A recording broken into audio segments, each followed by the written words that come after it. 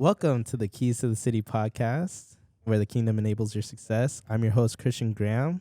Welcome today with the one and only Lauren Garces from the ABA, the Asian Business Association of San Diego, also representing so many other Asian and Pacific Islander organizations. I don't even know. Yeah, all throughout San Diego. So go ahead and introduce yourself, Lauren. Say hi. Yeah. Hey, Christian. Thanks for inviting me to the show. My name is Lauren Balsita Garces. My creative passion is doing event production. I have my own event production company called Social Artistry.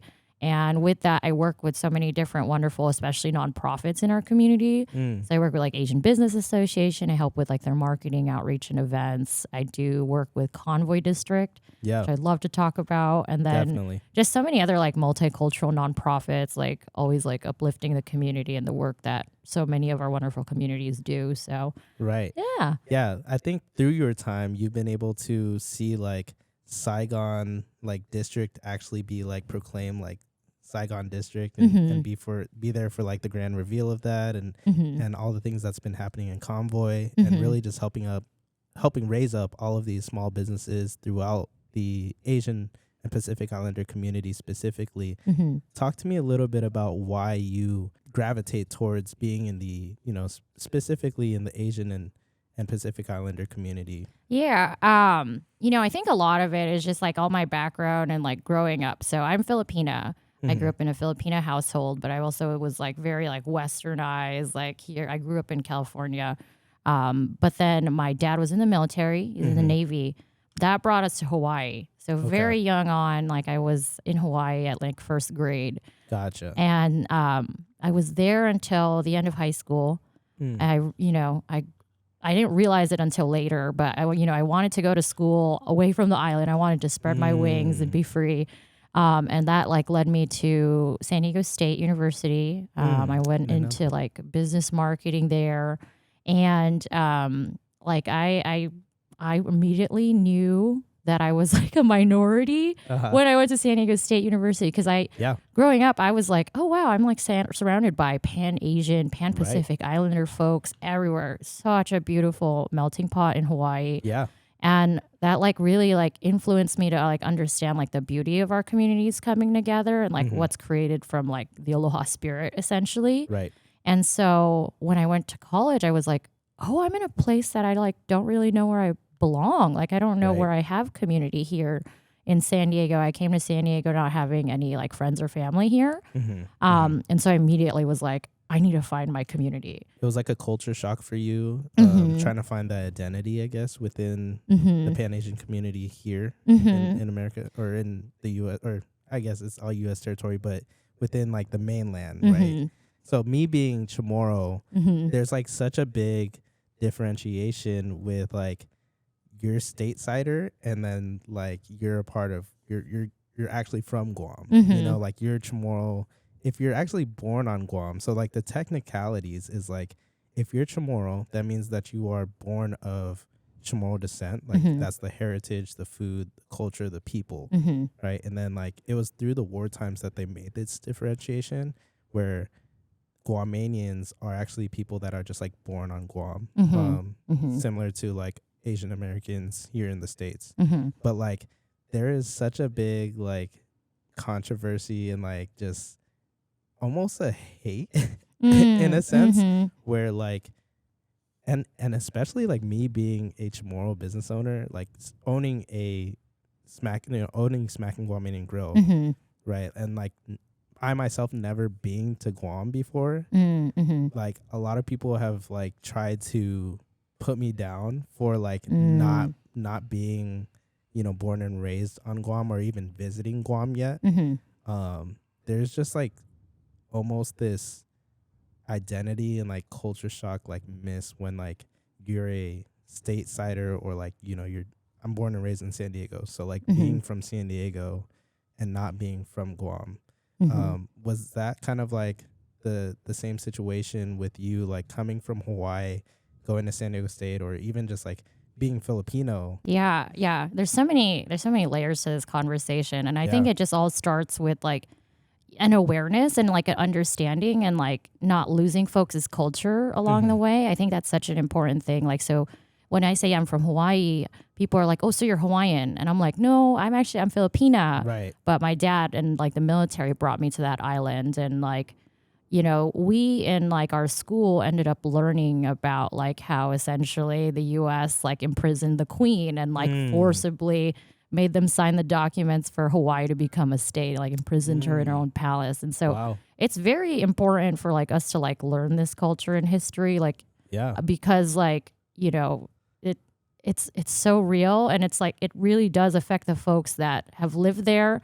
And so like to like I always like really want to emphasize, like, I'm not Hawaiian being from Hawaii. Yeah. I represent the aloha spirit and what it means to grow up there and be like a person of that land and respect it. But I am also like not of Native Hawaiian or Pacific Islander descent, which are whole other beautiful communities that have like really tended to the land in Hawaii and showcased it. And like, you know, I think that's what's so important in my work too, is like uplifting those communities that don't often really have a voice, to make sure that they're always represented and that they can continue and share the culture with others so that it's like a learning experience.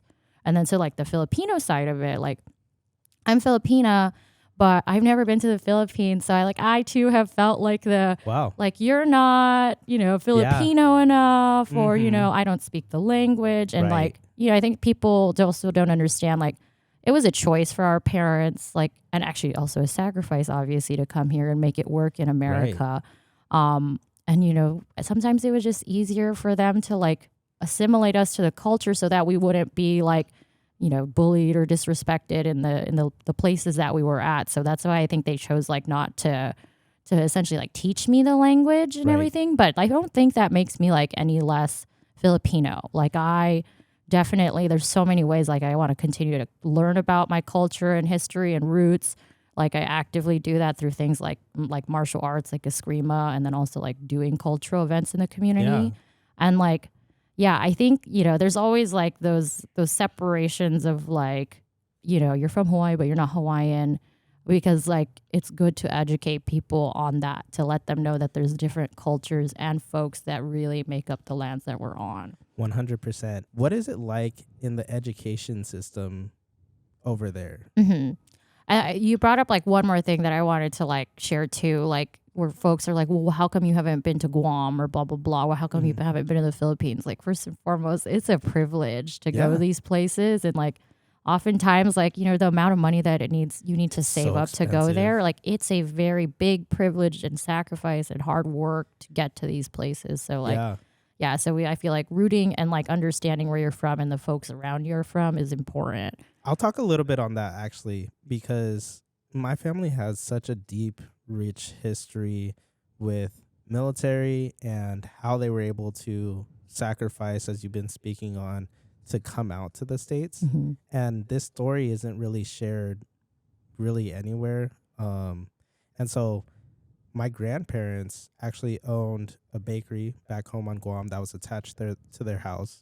They were known as like very poor out there on Guam, but little did everyone kind of know that they had been saving. Like they were so financially frugal. And when my grandfather had retired from the Navy, they were sending families out, about 2 to 3 kids at a time that could be accompanied by one adult. And so my family, or my mom, comes from, I believe it's 12 in total. 10 kids, I believe. So 12 in total in the family. And so they were sending them out like the eldest to the youngest. And so my mom is actually the second youngest in her family. And they were able to take cargo plane from Guam. Oh, wow. And they flew out cargo, and they would have to go to the Air Force Base and kind of post up for a little while and see if they could even make the flight.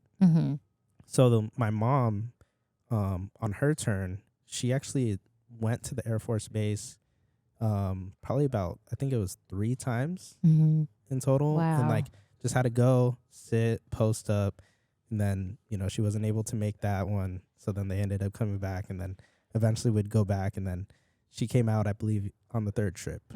And so that's actually how they made it to the States because they were poor. Mm-hmm.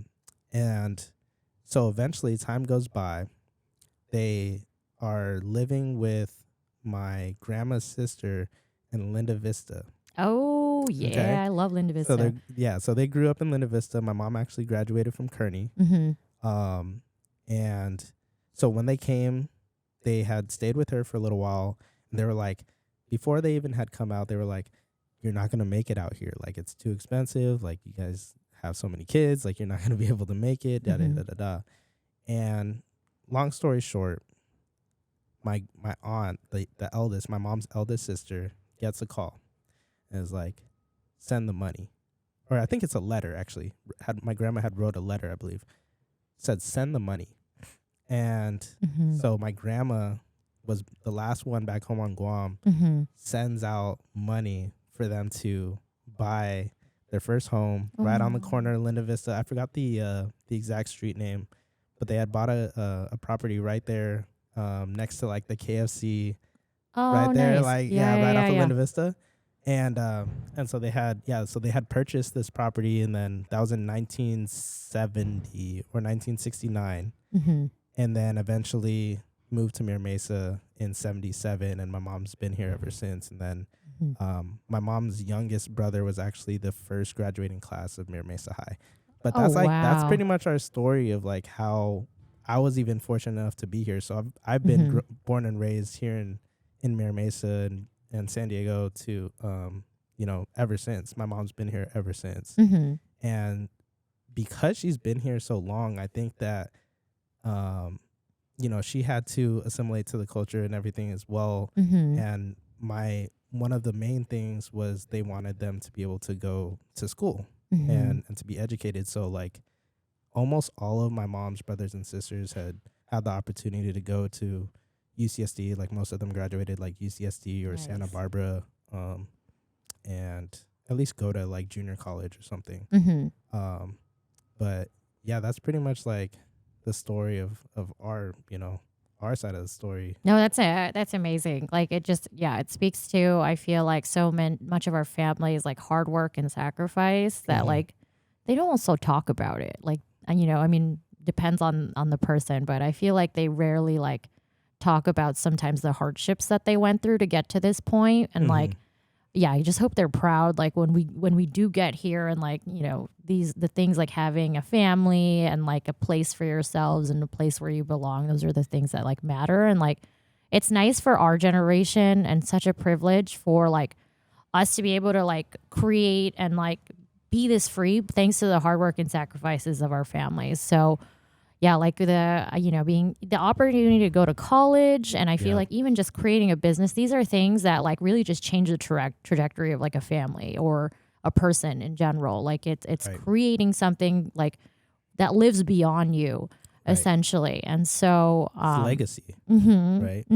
Yeah. So it's just it's a very beautiful thing that like our families have continued to like sacrifice and give to us, and then like us as like that next generation that gets to like, they do it because they want a better life for us. They do it because they want us to like live our dreams. And the fact that they like let us live our dreams in the way that we do it's such an honor. And then like you said, we reciprocate. We see that hard work and that spirit that they've had. And like, we try to pay it back and pay it forward, I think, in that way too. Right. My grandparents went through this point of sacrifice, and then they went through this point of like survival mode. And then, there's always this talk of like survival mode within, every single generation, but it looks different in each generation.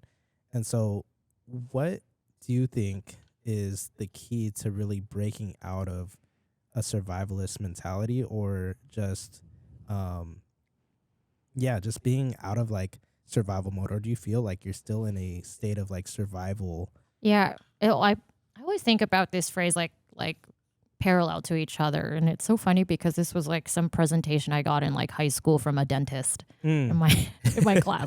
But he was just like really emphasizing like the phrase survive and thrive at the time. And it just like struck so heavily with me because like, the basic needs, like everybody like has to survive in the first place. And then like once you can then move into the section of thriving, like that's when you like know you've essentially like continue to make it, or like, you don't, have to worry about survival anymore. Right. Essentially. I think we'll always be focusing on that. And again, like, especially just like where we are today, like we just have such a privilege living here. Like there's clearly stuff going on like in other countries where they have to worry about like just like incoming bombs at any point, just due to the factors at hand in the place that they live. So again, we're so lucky to be in a place where we don't have to think about that for the most part, because there's so many things at play here to protect us. Right. But at the same time too, I feel like it's our like duty to be self-aware in that process. I feel like the transition really of like survival mode to thriving mode is just like this sense of awareness to like, what you have, also like understanding like what you just basically only need. Because there's a point when like it just gets into like, here's the wants that I want, Yeah. It's not like your actual like, I need this to survive and be here. 100%. So I think the answer to the question is like, so my question was, what is the key to like breaking through a survivalist mentality, or breaking through, you said from survival to thrive, which is really great. I think that's an exceptional perspective to have. But you said that it was awareness, self-awareness, that really helps you break from the survivalist and going into this thriving type mentality. And I think that's great. I think that a lot of times, so often we fail to recognize and have this awareness of either ourselves or the things going on around us. And it makes us either retract back into a victim type mentality. Whereas with you, it's like, no, I need to get to thriving mode. And so what are kind of the core values that you carry that help you go into this thriving perspective and mentality versus kind of straggling back here in being in survival mode? I think the biggest thing is like gratitude. It's just like, just being thankful for the things that you have, like the ability to breathe and be healthy, the ability to be in a home where you feel safe. The ability to have friends and like loved ones around you to support you. I feel like it all starts and goes back to like gratitude. So I feel like whenever I'm like lost or, trying to figure it out, I just like root down into like what I'm thankful for, like all that you do have. And then from there, like, then you think about like, how do I want to continue to grow and like, and what else do I need in these areas to like get to that thriving place? So I think my core for it is really gratitude. And then, again, then I just circle it back into like, how, with what I do, can I support others? Because like, it's again, a privilege to be in a position like this where, you're doing so well enough for yourself that then you can like outwardly share that like love for other folks and help other folks who need it. 100%. No, that's really good. I think like as far as for me, I actually have like a 5 F's that I follow, which is faith, family, fitness, finances, and fellowship. And I do that in that order. So, for me and Steph, like our faith in God is a super, super important aspect. It's the number one aspect of our life that we really feel contributes to like all of the things that have came to fruition with Smackin' and with the lab and really the intents and purposes of both. And now with Keys to the City and starting this podcast. And so we really just try to give like our honor into that and our respect into that. And then the next, like I said, is family. So like I think this is where like culturally it comes into play, where like growing up in a Black and Chamorro culture, predominantly more on my Chamorro side because my father had actually passed when I was very young. And so I didn't really like know too much of that side. I would visit from time to time growing up, but definitely more so on my Chamorro side. And that just like, I have so much family, like ridiculous amount of family on really on both sides. My dad comes from 16 Oh, wow. brothers and Can sisters. you imagine having 16 kids nowadays? That's what I'm saying. Like, it's just wild. Yeah. And so he comes from 16. Like I said, my mom comes from 10.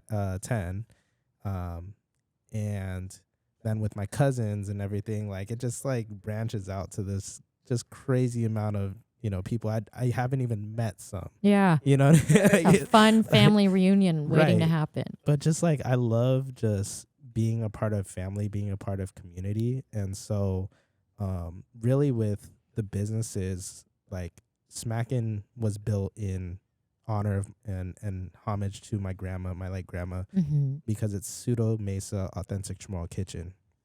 And so my grandma's the pseudo side, my grandpa's the Mesa side.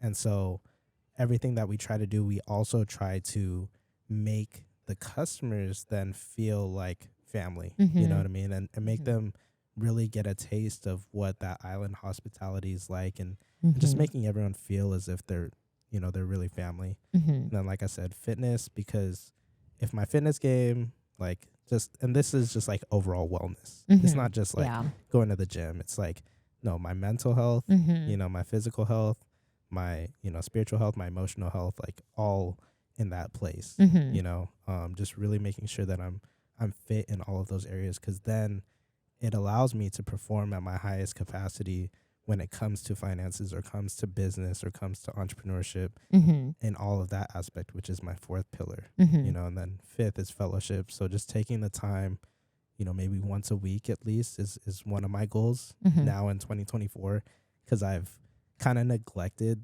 that for a long time. And I've also neglected fitness for a long time and kind of placed like the other three in front for a while.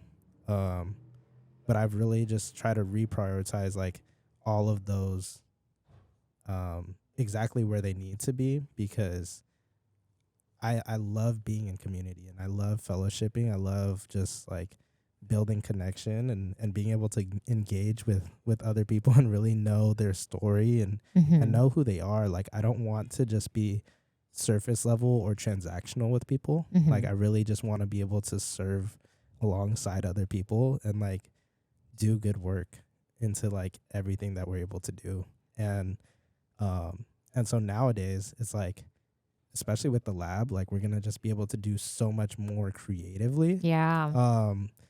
Whereas like before, it was like I was building Smackin' really with the intensive purposes of trying to establish credibility to be able to talk more business acumen, and have that credibility as I approach more and more people and help my predominantly like the marginalized communities that I face with the Black and Chamorros, giving them more representation to go and say, okay, because Christian was able to do this and he's been able to do it for 5 years, do it through a pandemic, use this to put a roof over his family's head and also start another business with it and all these things. Like, okay, I think I can do this too. You know what I mean? And I don't want to just singly target like just the Black and Chamorro community, but all ethnic minority groups as well. Like, you can go and do it, and you can really start to thrive in all that you're able to do.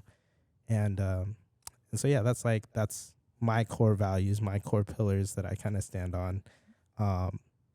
Any real like keys to success that you say, like, if this doesn't happen, then like I can't proceed, like kind of non-negotiables that you do on a daily basis or like on a week to week or month to month, quarterly basis, whatever it may be, that like this is what I need to be doing so that like I myself and my community like doesn't fall behind. Do you have anything that like you're like, yeah, this is really it? Yeah. Oh, that's such a great like deep question. And so it's almost like how you're doing it with like this system here. And I just have to like share that like this is such a great space. Like, you're investing back into the community that you want to build. I especially appreciate that it's like for creators and artists. I just am such a believer in the creators and artists, because like again, you know, the starving artist is a real thing at points. Right. But it like really pushes you and challenges you at that moment to be like, do I really love this? I think that's such a big thing. Like I'm always like constantly checking back in with myself of like, this is stuff that I'm doing. Do I really love this? And like for myself, I'm like, is it really supporting a bigger purpose? Is it really supporting a community that I want to like uplift and like provide resources to, and I want to feel empowered? And, you know, I think those are some of the questions that I ask. I think it's such an important thing to like realign with yourself and go deep internally. Because like the world's just going to keep throwing stuff at you all the time. They're going to throw you different curveballs, blah, blah, blah. But I'm also just like such a big believer that you like have to trust the universe in the process. And like, even if it's like something right now that you're just meant to learn, but it's not your forever, it's also still so important. And so like, I'm just you know, I always very much believe that like failure also is important and key, because it's going to teach you in those really hard moments, like, what are my feelings in this situation? Like, what is it that I think I could do better? What do I want to keep investing back into and then get back up and try again? Right. And so I think those moments are super important in my process as well. And yeah, like again, like I feel like it all really just comes back to like, you have to do the inner work. You need to do the personal work. Yes. That's like related to like what you were saying, like, you know, like your fitness is so important. Your mental health is so important for you to be the best version of you. Yes. And I think like whatever it is that I do, I always like, I took this from some like other like motivational speaker that I heard him say this, but like, as long as you're like working towards like being 1% better every single day, then you should be proud of that. And like, you know, just keep going at that. Right. Because like, you know, it's only when you like stop your growth and you like choose to like being stubborn essentially and stagnant and like, that's when you like, then you feel stuck, and that's when you feel in the same place. And then that's when you feel like you're not like actually like getting to the next place that you really want to be. So I feel like I'm always like 1% better every day, whatever it is. That's so good. That's so good. I mean, yeah, because like when you put it in all together, you know, that's 365% better, you know, from last year to this year. Do you think that that like going through martial arts and being brought up in that, or was it the growing up in a Navy household, your dad being Navy, that kind of instilled, would it be then discipline that that kind of gets you, you know, gets the ball rolling and make sure that you like continue to do the things that you love, because it's not only important to do what you love, but you're doing what you love regardless of the outcome, whether it's a failure and you get back up, or whether like it's going really well and you just continue to do what you love. Like, is it discipline that I will, this is such a beautiful thing actually. So one of my good friends, Virtual, I was having like a conversation with him like during the pandemic, and you know, all those emotions and feelings of those times. Yeah. But we were talking, and this like has continued to resonate with me, but he has told me hope is a discipline. And I'm like, that is such a strong, real thing, because like there's so many moments in life that like it's going to bring you down, and it's going to show you like, I don't know, can I keep going on? But hope is such a discipline. Yeah. And I, you know, I think of that in a lot of different ways, like hope in the sense that like, am I still able to dream? Am I still able to like have that feeling of a kid where I'm like, these are the things I want to bring into the world and create and make happen? We don't ever question that as a kid. If we want to like, if we want this room to be filled with lava or in space, like it is, you know what I mean? And so like, I think of it in that way. I think of hope in that way of like allowing myself to still dream. And then I also think of the hope as a discipline part, is like the discipline part is like, this is continuous work, whether it be just 1% every day. Like I completely understand, like every single day is tough, and we're going to get thrown all kinds of curveballs that we never expect, but we're going to be thrown them because life is like, you can handle it. You're ready to handle this at that moment if you just believe in yourself. Yeah. And so like, that's a discipline, believing in yourself, like going inward and like doing that work to make sure that like introspection. Yeah. You're checking in with yourself, but also realizing like you were meant to do this. You were meant to go through this. You have people around you that will support you through this.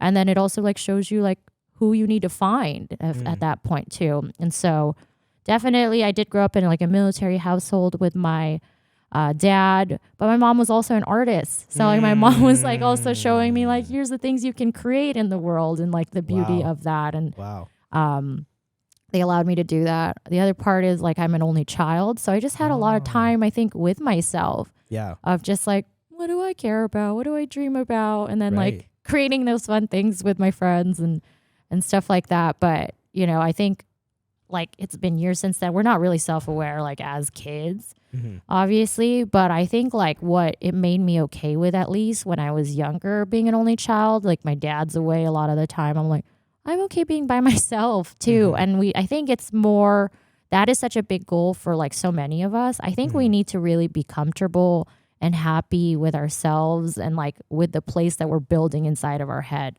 Because like, you really all need to like love yourself at the end of the day. We're here for ourselves all the way until the very end. And at least like, if you make that place a comfortable place, if you make that place a loving place in your head and your heart, like it'll make that your life that much easier. And I think that's also like a big part of like the discipline that I continue to learn is like, you know, if I'm having self-doubt or if I'm like having any like self-hate about however I'm like approaching something, I'm like, what is this trying to teach me?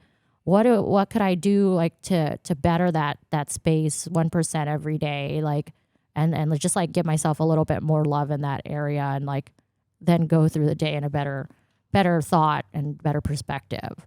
So I love that. No, I love like the fact that you have so much perspective.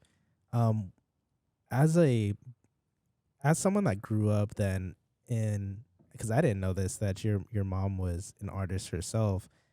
Was she one of the like more pivotal people in your life that like made you really understand what it was to be an artist and how to go out and create and be creative? Or was it just something because you were a single child that you were just like, oh, I'm just picking up a paintbrush, or I'm going into my imagination zone and, you know, just living here for a little while and now I'm just like creative? Like what sparked you then to like be creative? It was about a bit of both. She just like allowed the creativity to happen. So I'm so thankful for my parents for like uplifting and like allowing me to dream in the way. They never like fully pressured me to be one specific thing. You know, they're Filipino, so they totally told me to be a nurse, doctor, lawyer. They're like, oh, you like to argue, Lauren. Okay. You should probably be a lawyer. And I'm all like, I'm still like, okay, maybe that's in the future one day. Yeah. But at the same time, they like allowed me to be creative. I definitely like, my mom's like art was around the house and like I would see that. She was also a visual merchandiser.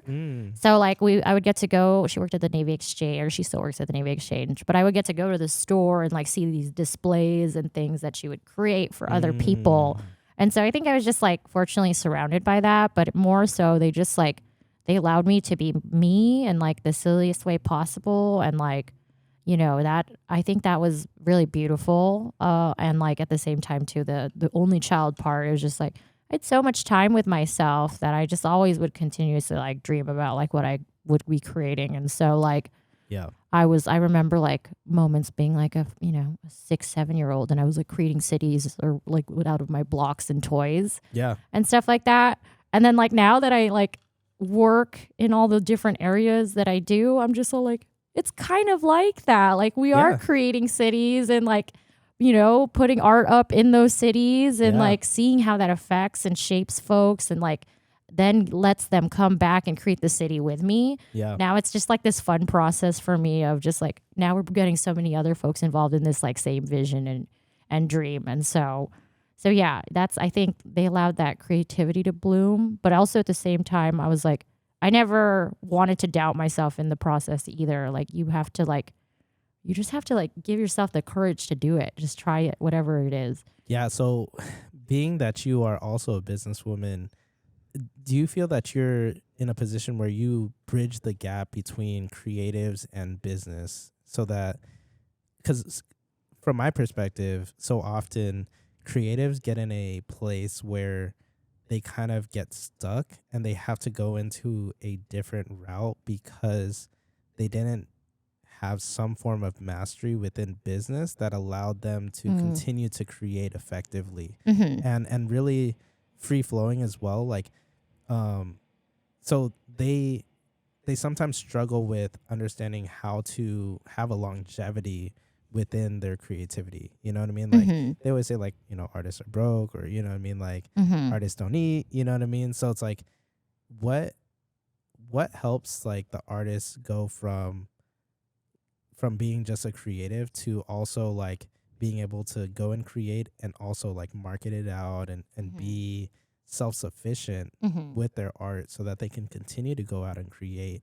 And do you talk about that at all, like when you're having these meetings with some of the clients and stuff like that, through the ABA or any other resource that you have available? Do you kind of go into that with anyone? Or I think there's so many factors to that. Like, ooh, how could we go into all of this? It's so interconnected. I think it's the important part, the successful part, the key is like whatever you're trying to master, like you also have to be very dedicated to that. And I think that's like, if you got that as an artist, great, keep going into it. But then you also just have to layer yourself with like other skills and be open to learning. Like being a student of life is also such an important thing. Right. And like, it's exciting actually, to learn about things like marketing. It is exciting to learn about how things like could be organized for your accounting and your HR and your bookend, stuff like that. Because it like is then equipping you with skills to then like make you a better artist and make you a better business person as a whole. Like there are very important things. And then again, if it gets to the point where you're just like, it's something I can't learn, then you should invest in someone else who can help you with that. Yeah. So that it makes you better and that you can focus on what it is you want to work on. But I know so many, they're multidisciplinary artists. There's so many of those folks because like they don't like box themselves to one specific thing. They're like, if I learn this area of like visual design, how is that going to support my music? Or, there's so many, again, layers to different types of artistry. My company, again, is called Social Artistry because I believe in the aspect of like connecting with other folks and like, how do you then provide a platform for other people to have their work represented and uplifted? And that's also so rooted in community. Like, there's such a big part of being an artist that you need to do alone. Same thing as being a business owner is such a big part that you just do alone. You work at it internally and with yourself and have that discipline, dedication. Yeah. But you need to also build a community so that you're not alone in that process. There's, again, like you can walk that path by yourself, but just know that like, at least if you build a community, you can turn to your side or turn to the people around you and just know that they're walking with you in the same direction and towards the same goals. And like, that's motivating because then it pushes you to like learn new things from them. It like pushes you into different like disciplines. And then at the same time, like, I think that just makes you better as like a human in general is like when you're like learning from other folks, building a community, building something together. Yeah. It's like that much more fulfilling. Right. So, I think we have so many resources around us, especially like being here in America, like our taxpayer dollars pay for the small business development center services that are free and no cost to like any small business owner. Shout it out now. Yeah. Shout it out now. So that's my work with Asian Business Association, one of 11 centers in San Diego County and Imperial, that are just like there with advisors that no cost. You can talk to them about anything, whether we want to start a business, whether you want to like get your HR in order, whether you want to talk about marketing, whether you want to talk about access to capital. Like we pay for that with our taxpayer dollars, and that's a free resource. And it's like also building a community. So they have like networking events, they have symposiums. I think as long as you're like continuing to put yourself in spaces that like grow you as an artist, as a business, you're learning. That's like a very important step and key to like sustaining. Yeah. That's my biggest like thing that I'm trying to accomplish really with the lab is to really help the creatives that we, come in contact with and engage with. Because we're not only utilizing the space for ourselves, but we're allowing other creatives to come and utilize this for an affordable price. And we invested so much into the quality of this space so that we really deliver like the best and maximum output that they can possibly get without paying the premium price of going to a studio elsewhere. And we also just wanted to be able to do that within San Diego because we believe in the people in San Diego. Like so many times often creatives have to move or feel the need to move to Tennessee, LA, the Bay, New York, some of these bigger industries, especially within music, or just in the overall creative scene, because like that's where all the studios are at, and they can, film directors can go there and, have access to this wide range of, network, and sphere of influence. And so through the lab, we're going to be able to, hopefully, I'll be able to coach some of these artists that come through, or photographers or videographers or graphic designers, or, really whomever creatively can utilize the space to not only just like book it once and, like make it transactional, like I've been talking to you before, but like I want to form a relationship with you and partner with you so that we can continue to go on and allow your creativity to just flow out, like and do it through here, do it out of San Diego, do it out of your own city. You know what I mean? I think that, and that's really what Keys to the City is really about, is like we want to make so much impact and influence through our own city, and give you the keys to success and advice that we've experienced to be able to like make it in your own city. We don't think that you have to go any further. Like, you have so much community, you have so much talent, so much gifting. You can make it. You can really start to prosper, and let your gift, this is biblical, let your gift make room for you. And so I really want to be able to bridge that gap and be able to teach others how to really make your gift make room for you. You know what I mean?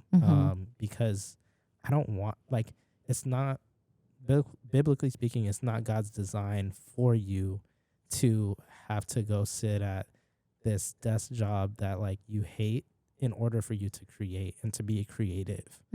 Like, there's trees, go chop down the tree and make this table. You know what I mean? Like, if that's what you're called to go and do, then go and do that. Like, you don't have to live and stay in this state of survival like we were talking before. Like, you're already set on this mission, as long as you, I believe these are my other two things. It's like being intentional and also being disciplined into the things that you do and want to aspire in. Go and do it, and continue to persevere through it, because your perseverance is going to produce hope, as you were saying. And so just continue to keep on going. You know? And so I believe that's what the MK Lab and what Keys to the City hopefully is able to bring in and through our own city.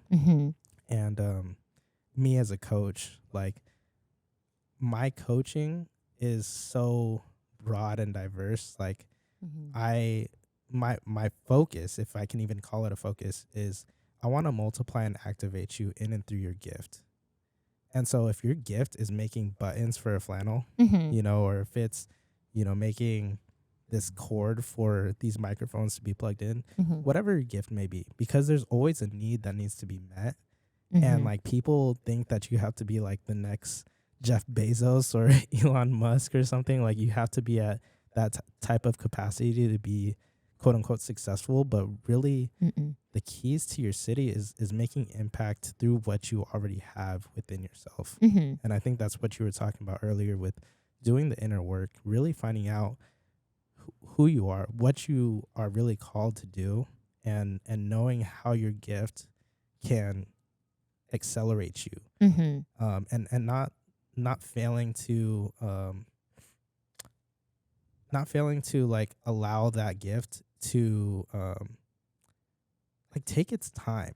A lot of people like are like, if I do this, then it's gonna take me 20 years or it's gonna take me 30 years. Okay, cool. Like, we have so much time, to be able to do this, and at least you're doing something that's making impact. Like, I think it's really the social media and stuff like that that's like, oh, well, these people are already doing it, so like, if I get started now, it's gonna take me 5-10 years to get going on this, or 20 years. Like, sure, like, these people didn't do it overnight either. Like, Amazon wasn't created overnight. You know what I mean? Started in a garage in the 90s. Like, it takes time. And I think for our generation specifically, like, we're kind of in this like floating zone of like where technology like started to get introduced early, but we're not like super technologically advanced as like some of this younger generation as well either. You know, where it's like we're trying to figure it out ourselves, but like we know, I think, that because especially like growing up in the type of influences that we've grown up in, with like our grandparents and with our parents and stuff, they were really there to allow us this opportunity to be able to go and see that.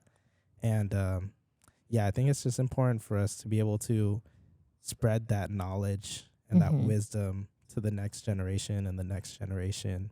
And so I'm grateful for you to just be here and allow me the opportunity to, you know, just talk shop with you. Do you have anything that you want to add to the conversation? Or I'm grateful to be here. So thank you so much for like reconnecting back. And we've always been like texting here and there of like, what's going on? Yeah. Like, what are you up to? How are you growing? And it's been so amazing to see. So I'm so happy to be in this space, and this space is beautiful. Like, thank you so this much. room is gorgeous. All the spaces you've built out, like, and I love like the cross collaboration for creatives that is gonna go on here. Like, definitely excited to see the community that comes and like connects from here. Yeah.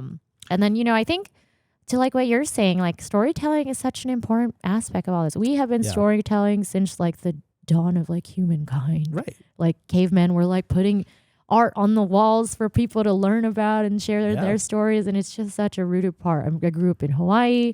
So like how we did that was through dance and storytelling there, and the music that we did, that's such an art. Right. And so like, I think the ways we tell our stories is so important, so key. It opens up paths for other people. It opens up perspectives. And I think that's like the last part too that I would just like to like open up and emphasize is like the perspective, the mindset that you have about things, that's like up to you to create and be creative about. And so like, you know, I think with Instagram and all these other things, we're like, this is the path that we have to take and like how you have to get there. But like, it's also up to you to define and like figure out and like change and shift for your own, what works for you. And so like, you know, I'm one of the goals that I continue to say I have is like, oh, I want like a community cultural center. I want like a space where people can like, you know, perform or have businesses and all these other things that they can grow out of. And we need a cultural center for our community. Yeah. And so I always say that, and I still want a building. I've like narrowed it down to like, we want a building for our community, like, and that will happen. You know, I'm putting it out in the universe. Like it's definitely going to happen. It will. But I think about that too now in like a different cultural perspective. I think about like having a community cultural center. I'm like, why does it have to be a building? Like, why is it not like what we've built in Convoy District, where like all these thriving Pan-Asian businesses are like growing together, uplifting each other. We're throwing art into the neighborhood. We're having events in the community. How is that not also a cultural center? Yeah. And so I just, I think about it as perspective was like, we say we want these things and everything and we define them, but also like, can we step back and like define that in a different way or see it in a different light? And also that's like very rewarding, I think, to do. Right. And we just have to change our mindset and perspective a little bit sometimes really good. That's really good. No, that's super important. It all boils down to perspective and principles, you know, because like if you don't see what you have that's right in front of you, like, yeah, sure, like I could have been doing this grand, you know, business scheme and stuff like that, but it's like I already have these tools right here. Like I have a vision of, you know, expanding this lab and you know, turning it into like a super like creative hub, you know, so to speak, where like almost similar to like social artistry, where we pair together like all of this network of just creatives in the community and see what we can really do with it. But it's like we have to get started somewhere, and we have like so many tools and resources right in front of us. And so that's also what I wanted to point out as like a closing remark, is just like with Lauren here, you are in such great hands with this woman. If you ever, you know, go and talk to her and these hands. What? She gave me my very first opportunity to lead a workshop and to speak on financial literacy and innovation in business, you know, some years ago. And from that time, we've held this friendship and relationship, and I hope to expand on that as well, especially now that we have this space. I hope that we're able to start to bring some of that, Asian community, Pacific Islander community to come through, or, really just in any way, any shape or form, capacity that we're able to help serve you and the people that you come in contact with in your sphere of influence. Like we're here 100%. As you've supported us, we want to also support you. And here I am giving you your flowers, right?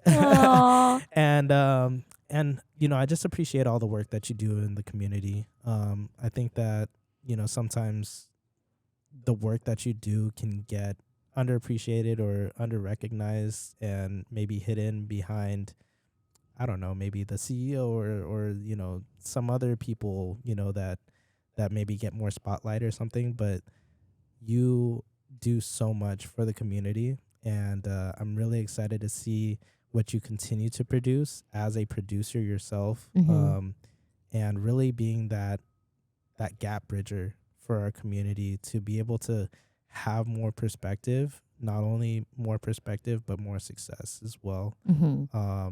With Keys to the City, Matthew 5:14 is based on a biblical verse. Matthew 5:14, you are the light of the world. A city set on a hill cannot be hidden. And so with everything that you do, continue to go out and be a light in the world, to continue to be a salt and light in your community, and continue to build us up, continue to make impact and influence, and utilize your gift that you're called to do. And so with that, thank you so much. Thank God you. bless, peace, and love.